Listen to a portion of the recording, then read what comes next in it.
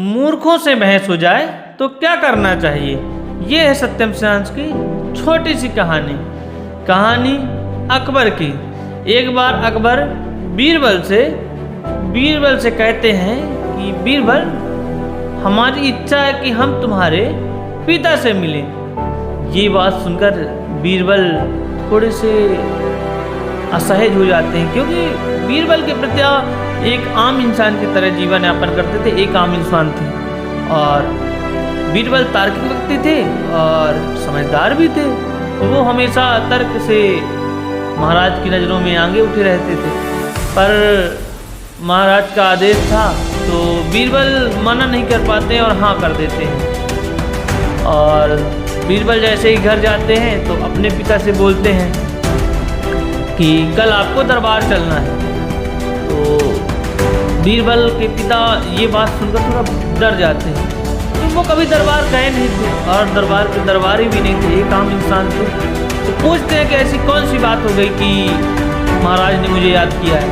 तब बीरबल ने कहा उनकी इच्छा है आपसे मिलने की, दरबार में तो आपको जाना पड़ेगा। तो पिताजी बोलते हैं कि बेटा मैं क्या बोलूँगा, मेरी बुद्धि इतनी तीव्र तो है नहीं कि मैं जवाब दे लूँ, और मैं कभी दरबार गया भी नहीं हूं, तो मुझे दरबार के सलीके भी नहीं पता है। तब बीरबल को एक उपाय सूझता है और बीरबल कहते हैं कि आप दरबार में जाइएगा और चुप रहिएगा, आपको कुछ बोलना ही नहीं है।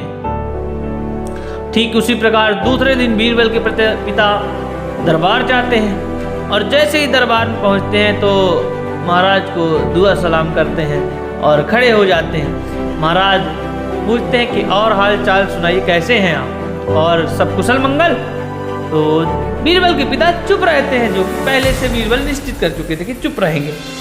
फिर और महाराज पूछते हैं कि और सुनाइए, कोई तार्किक बात बताइए, कोई ज्ञान की बात बताइए। फिर बीरबल के पिता चुप रहते हैं। बीरबल के पिता की इस हरकत से अकबर खींच जाते हैं और थोड़ा झल्लाते हुए बीरबल से कहते हैं कि बीरबल, जब मूर्ख इंसान से बहस हो जाए तो क्या करना चाहिए।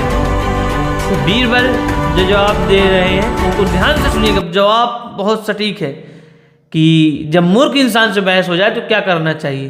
तो बीरबल कहते हैं वही जो मेरे पिताजी कर रहे हैं, यानी कि चुप रहना चाहिए।